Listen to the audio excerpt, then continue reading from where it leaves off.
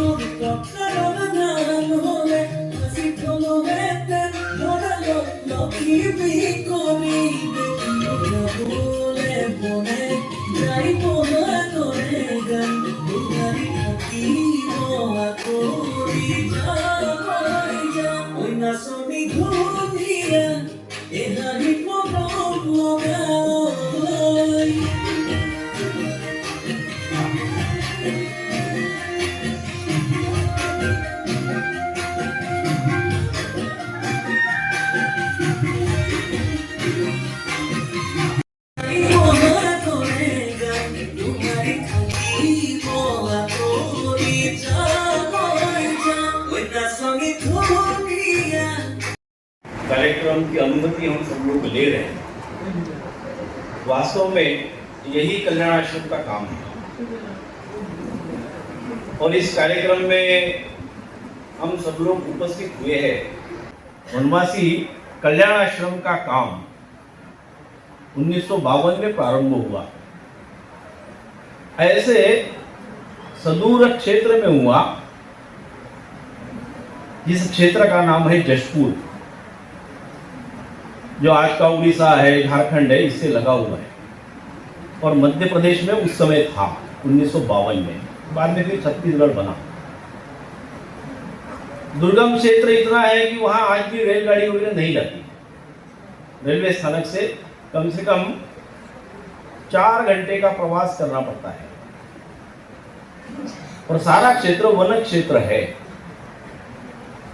जशपुर जो जिला है पूर्ण रूप से वन क्षेत्र है। और एक विशेषता वहां की क्या है कि भारत जब आजाद नहीं हुआ था उस समय में एशिया का सबसे बड़ा चर्च वहां पर बना है। आज भी सर्च करेंगे आप गूगल में तो ध्यान में आएगा कि भारत में वन क्षेत्र में एशिया का सबसे बड़ा चर्च बना है। उस क्षेत्र में जाकर के कल्याण आश्रम का कार्य प्रारंभ हुआ।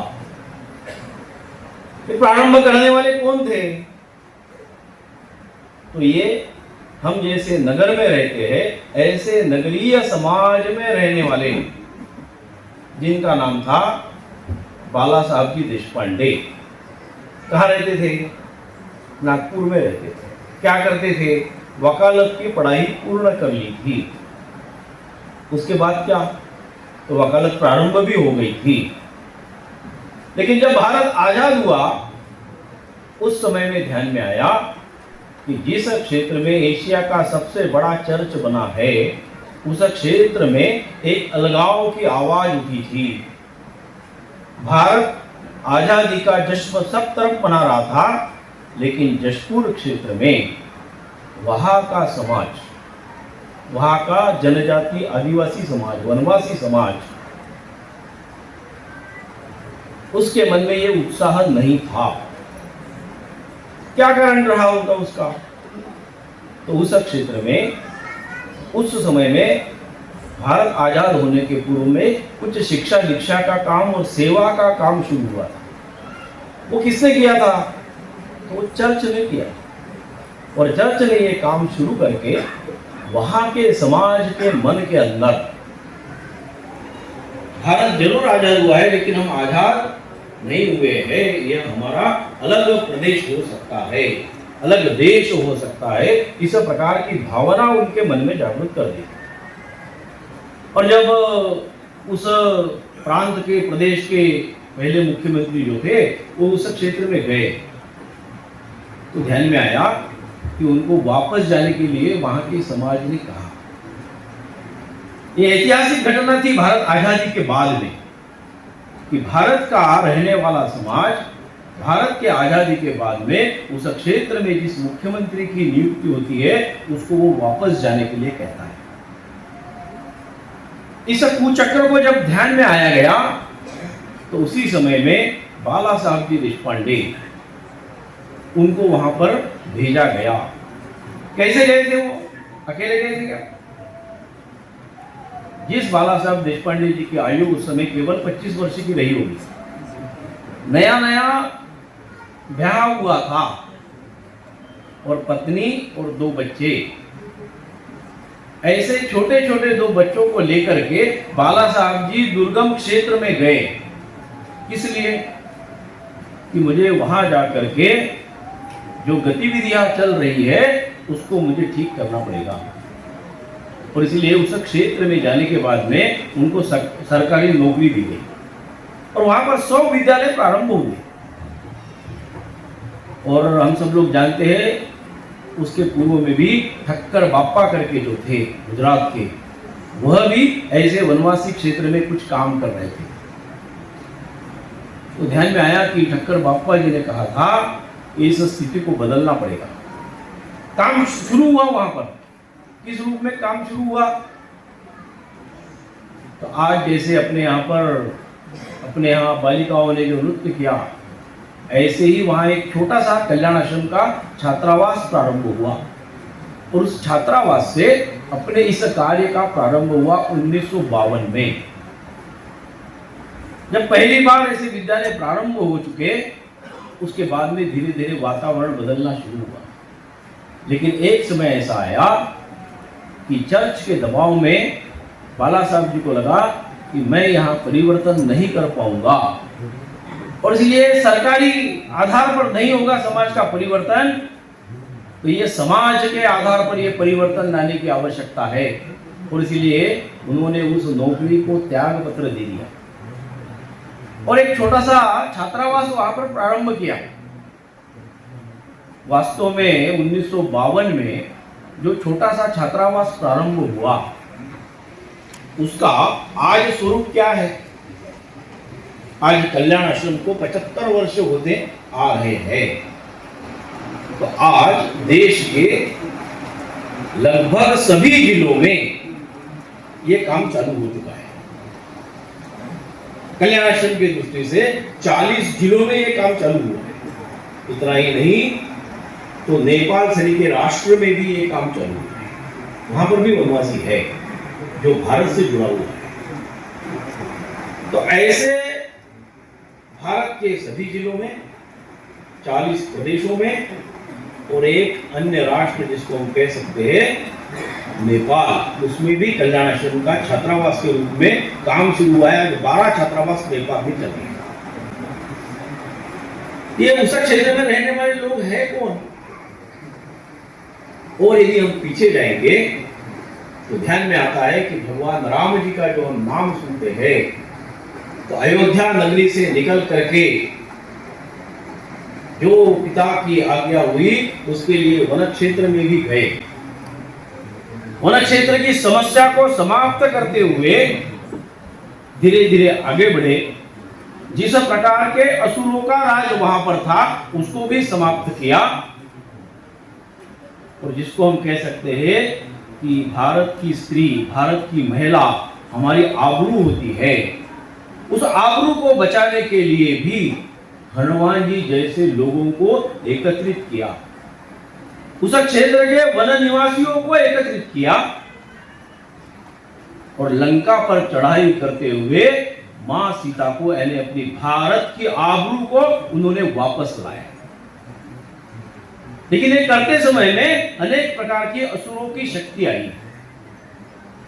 लेकिन इन असुरों की शक्ति को समाप्त करने के लिए जो काम किया, उस भगवान राम को भगवान बनाने का भी काम उस वन क्षेत्र के वन निवासियों ने किया।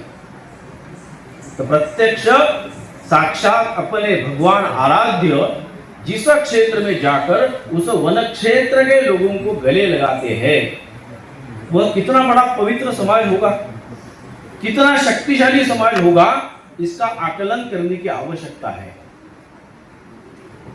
और हम कह सकते हैं कि हमारी शिक्षा पद्धति के कारण धीरे धीरे हम इस सब चीजों से विस्मृत हो गए और हम आत्मविस्मृत भी हो गए, क्योंकि हमारी जो शिक्षा दीक्षा हुई नगरों में, शहरों में हुई। इसके दो छोटे से उदाहरण मैं आपको बताता हूं। एक बार एक वनवासी क्षेत्र में जब हम काम करने के लिए गांव में गए, तो गांव के वनवासी क्षेत्र में काम करते हुए एक आपदा आई और आपदा के कारण सरकार थोड़ी सी हिल गई और तुरंत उसको कलेक्टर को वहां पर जाना पड़ा। तो गांव में चर्चा शुरू हुई कि गांव में कलेक्टर आने वाले हैं। तो आजू बाजू के लोग वहां पर कलेक्टर को देखने के लिए आए और आने के बाद में आपस में वनवासी बंधु क्या क्या चर्चा करते हैं, अरे ये तो अपने जैसा ही है, ये कोई अलग नहीं है, ये तो अपने जैसे ही दिख रहा है कलेक्टर। उसकी कल्पना में क्या था कि कलेक्टर कोई विशेष होगा।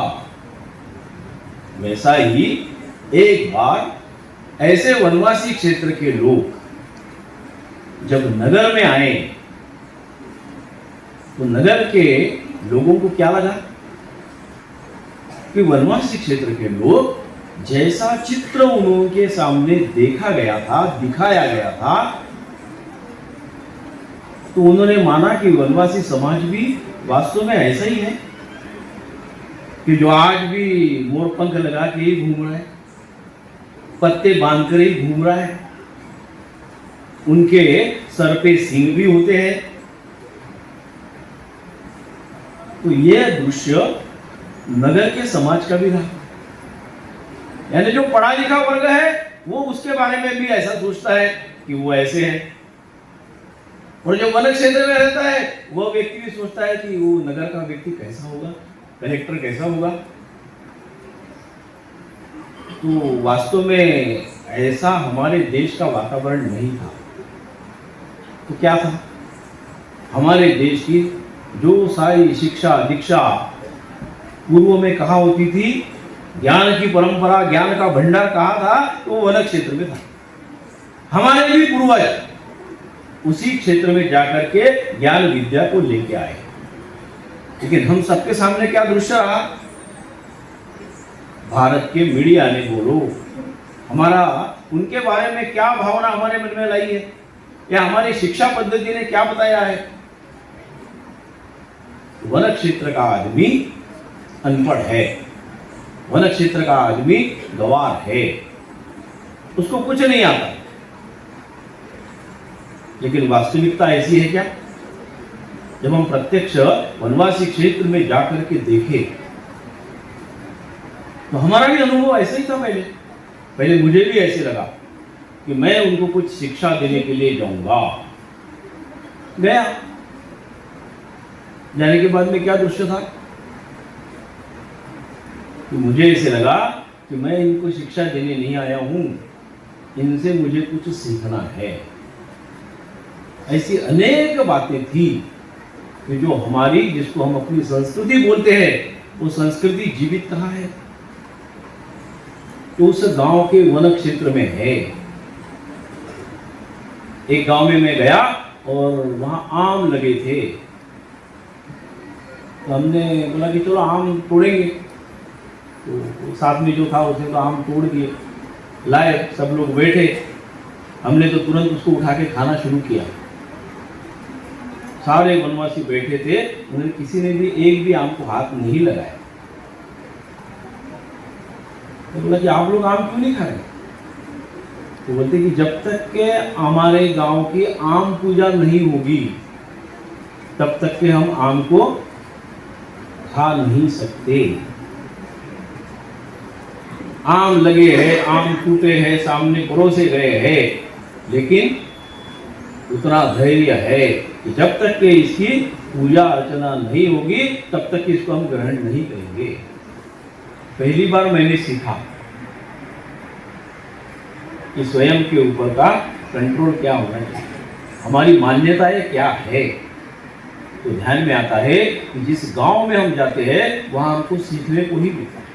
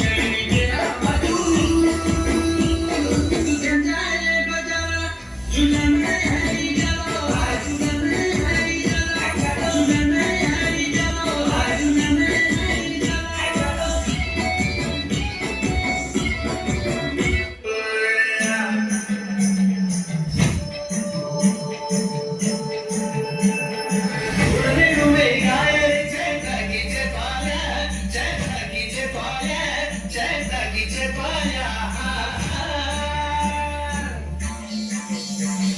शिवजी का बाबा सची फूल फुल्या जना अरे फूल फुल्या जना हा फूल फुल्या